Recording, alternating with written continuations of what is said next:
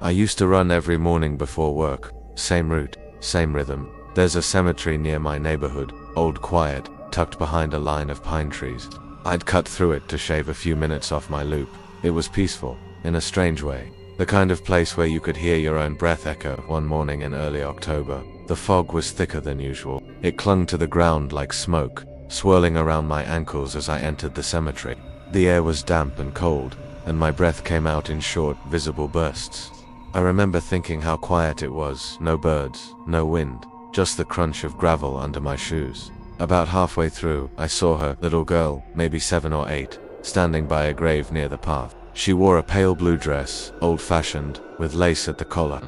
Her hair was long and dark, hanging wet against her cheeks.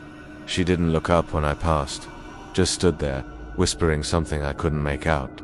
I slowed down, unsure if she was real. The fog distorted everything, shapes, sounds, even distance, but she was there, solid, still. "Hey," I called out, trying not to startle her. "Are you okay?" She didn't respond, just kept whispering, lips barely moving. I stepped closer.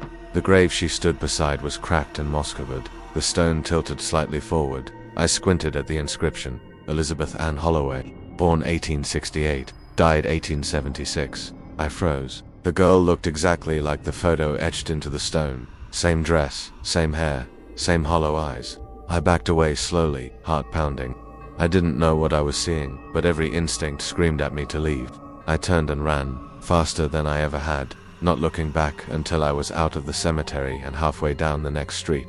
I told myself it was a trick of the fog, a statue, a hallucination, anything but what it felt like. But the next morning I went back. I don't know why, curiosity maybe, or something deeper, something that pulled me. The fog was lighter, but still present. I walked, not jogged, through the cemetery, scanning the graves.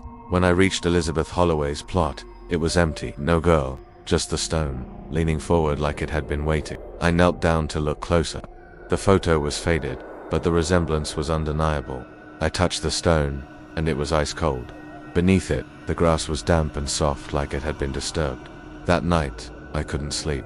I kept hearing whispers, not words, just the sound of breath against my ear. I checked my apartment twice for open windows. Nothing. The next morning, I didn't run.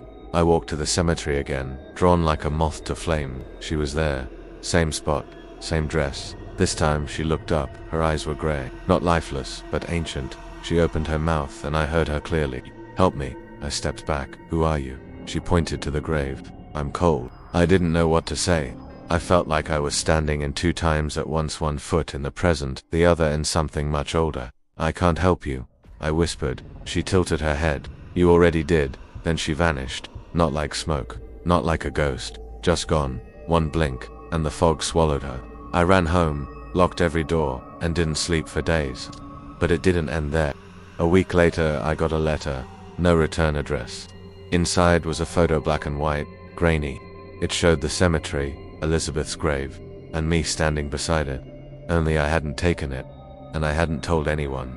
I burned the photo, but sometimes when the fog rolls in, I hear her again, whispering closer than she should be. And last month I found something buried in my backyard, a small, rusted locket. Inside was a photo of Elizabeth Holloway, and a note. "Thank you for listening."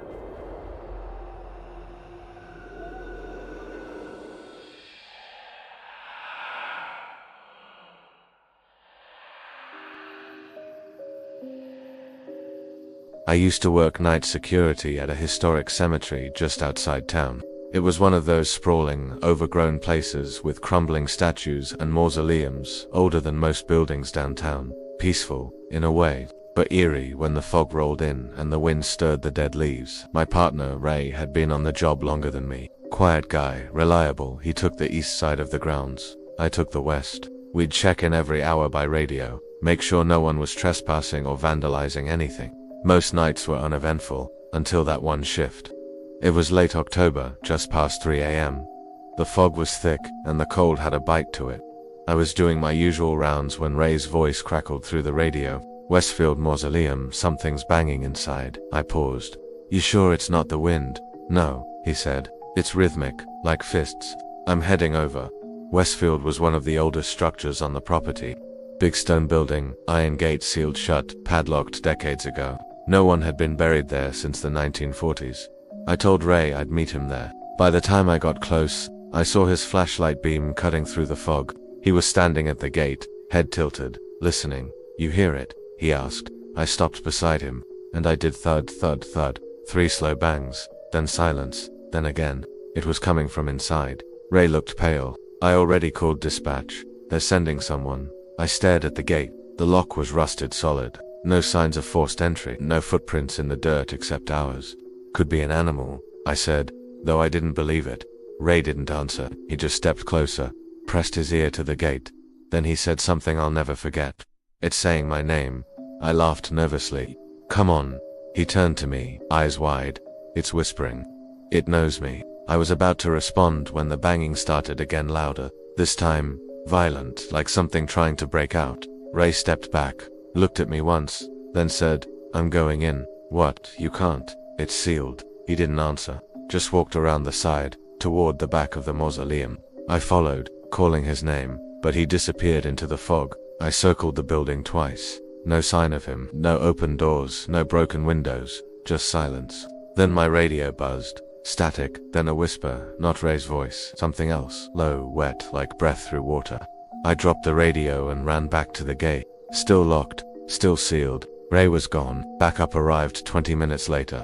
We searched the grounds, the nearby woods, even the drainage tunnels. Nothing, no sign of him. Then we checked the security footage. Ray approaches the mausoleum, stands at the gate. I arrive, we talk. He walks around the side, but on the footage, I'm alone. No Ray, no second flashlight, just me, talking to empty air.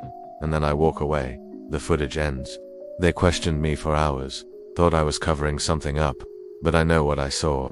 I know what I heard. They never found Ray. His flashlight was recovered outside the gate, still on. His radio was inside the mausoleum on the floor, just past the threshold, but the gate was still locked. They had to cut it open to retrieve the radio. Inside, the air was stale, dust thick, no signs of recent disturbance, except one thing. On the far wall, etched into the stone, were 3 words. "Let me out." I quit the job that week, but sometimes, when I pass by the cemetery, I hear the radio crackle.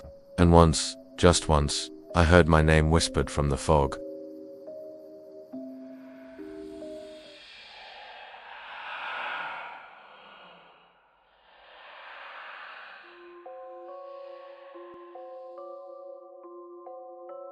I never believed in supernatural. Not until I heard Daniel call my name from beneath the earth. We were identical twins, born minutes apart. Same face, same voice, same laugh, but Daniel was always the louder one, the braver one. When he died in a car accident last month, something in me went quiet.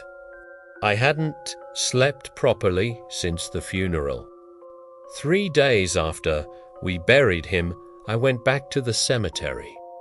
I told myself it was to pay respects, but really, I just wanted to be near him. The cemetery was old, tucked into a wooded hillside, with crooked stones and iron fences that creaked in the wind. It was late afternoon, but the sky was overcast, and the air felt heavy, like it was holding its breath.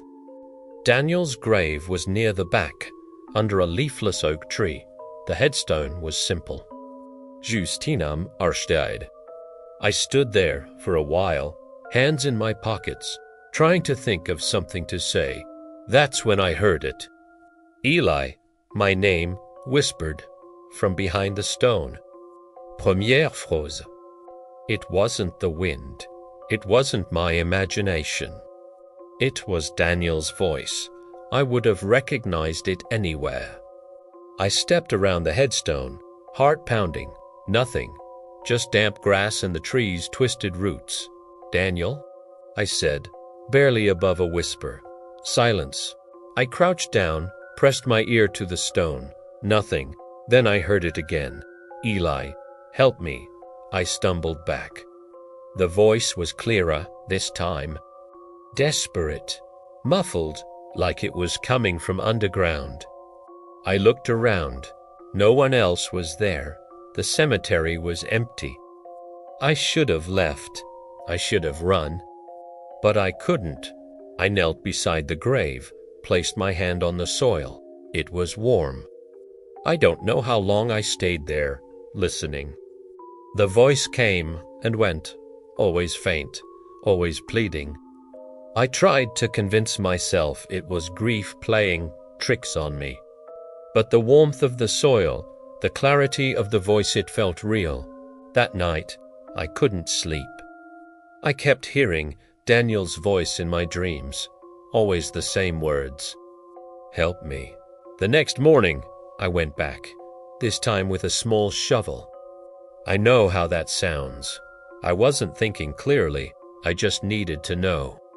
The fog was thick that day, curling around the stones like smoke. I reached Daniel's grave and started digging. The soil was loose, damp, too loose for a fresh burial. I dug for maybe 10 minutes before I hit something hard. Wood. I paused, breath caught in my throat. Then I heard it again. Eli. I scraped away more dirt until the coffin was exposed. I didn't open it. I couldn't, but I pressed my ear to the lid. Silence, then 3 knocks. Fromacide. I fell backward, dropped the shovel, scrambled to my feet. My hands were shaking. I looked around, half expecting someone to jump out and yell that it was a prank, but I was alone. I called the cemetery office. Told them something was wrong with the burial. They said they'd send someone to check. I waited by the grave for an hour. No one came. Then my phone rang. It was Daniel's number. I stared at the screen, heart hammering. I hadn't touched his phone since the funeral.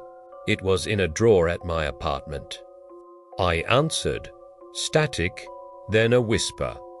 Eli, it's dark. I dropped the phone. I don't remember driving home. I just remember locking every door, turning on every light, and sitting in the corner of my living room until sunrise. The next day, I went back one last time. Daniel's grave was sealed, the soil packed tight. No sign of my digging, no shovel, no disturbed earth. Like it had never happened. I asked the groundskeeper if anyone had come by to fix the grave. He looked at me strangely. Said you were here yesterday, he said.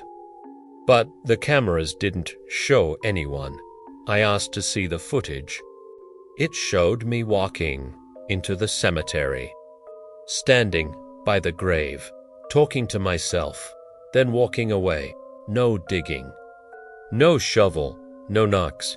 Just me, alone. I haven't gone back since. But sometimes, when I pass the cemetery, I hear my name whispered from the trees. And last week, found us phone, and there was one new voicemail. Just breathing. And 3 slow knocks.